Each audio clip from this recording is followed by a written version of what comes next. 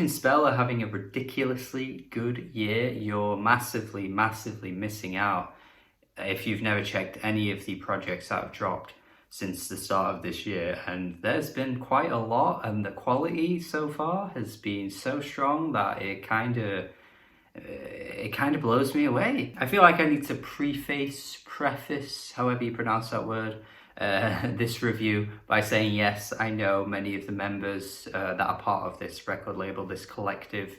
I know Shy, I know Valesmith, I know Russolo Collective. I know these artists, get on with them very well, like good friends with them. So I do feel like I need to express that, because it may come across like I'm just showing bias towards friends, but I would like to think you'd believe that I wouldn't come on camera and lie about my thoughts and feelings about music just for the sake of pleasing my friends, because I would never do that. And yes, I have been incredibly positive towards the Shy and Valesmith albums this year, both very, very strong albums for 2020 for me. Definitely going to be on my year-end list without a doubt. Particularly the Shy album, I think, will be very high, because that one just hits me quite intensely. And I believe genuinely that these artists are incredibly talented, and Russolo Collective, who dropped the EP last year that I thought was really, really good, has now dropped a mixtape in 2020. I think there is an album on the way fairly soon, not sure when that's happening, but for now we have a mixtape here,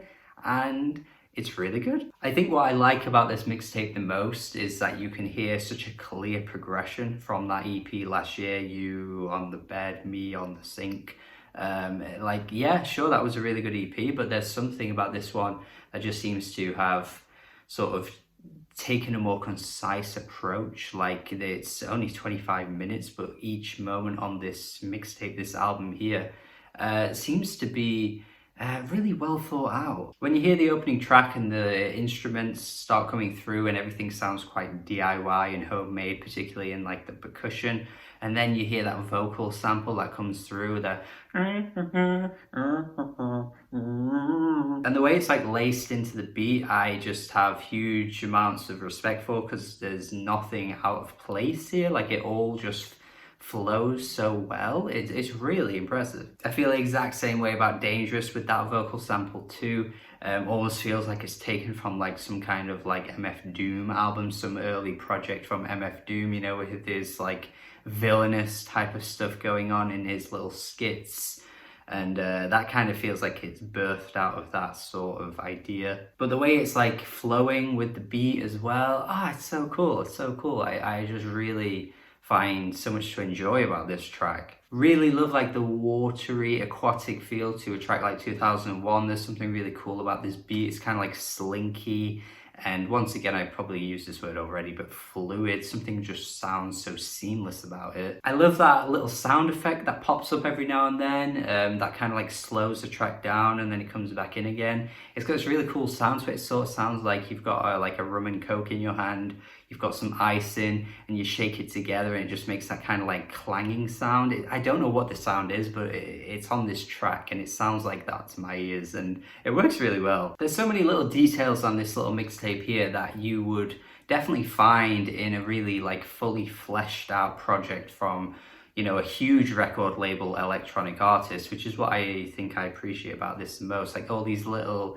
snippets that you kind of pick up throughout. Like I say, all these little samples that are thrown in. I just really have just a huge amount of appreciation for it. The attention to detail does remind me of the Valesmith album, which came from this very record label earlier this year, which I've already said I really liked. And you can definitely hear some Valesmith influences on some of these tracks, some of the wonky-isms. A quick reminder, definitely sounds like it could fit on Are You Sick of Being So Unlucky, which I think if you just boosted up the bass a little bit for a bit more of a harder knock to it, it definitely would be on that album. But then you've got some other moments that are completely fresh and cool as well, like Rubberband. The instrumental on this is really hard to describe. It really sounds like something Matmos would do on their Plastic Anniversary album, or maybe the other album that was like taking samples from washing machines or something. You know how weird they can be, that artist. This track kind of feels like something they would do. It still fits on the album really well though. It's not like it's completely out of place. It still has its place on this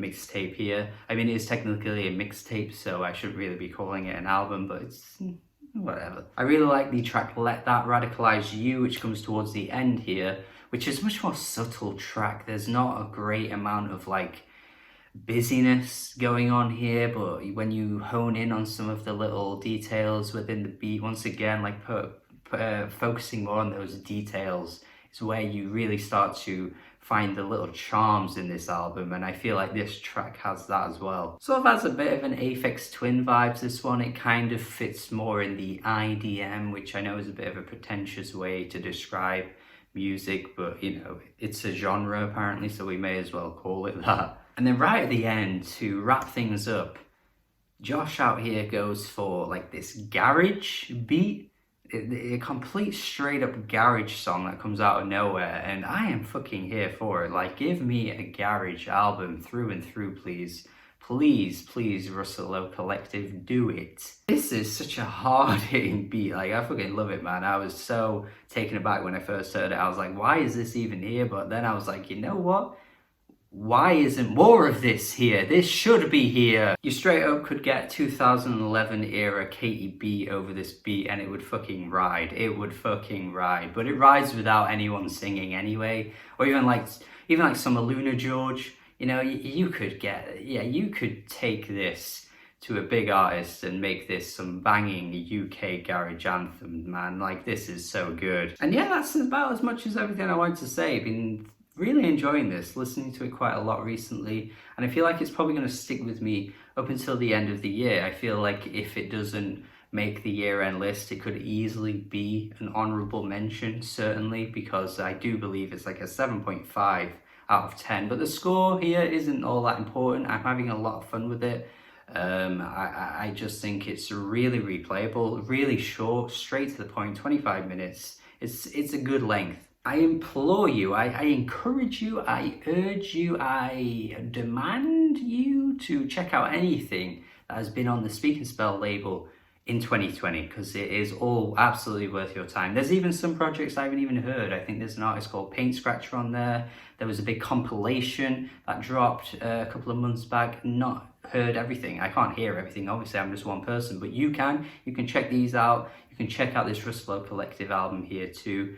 Anything that's dropped on this record label deserves your attention. This is only currently on Bandcamp, I believe, so you'll have to check their page. I'll link it in the description as well. Let me know your thoughts if you have heard this mixtape though.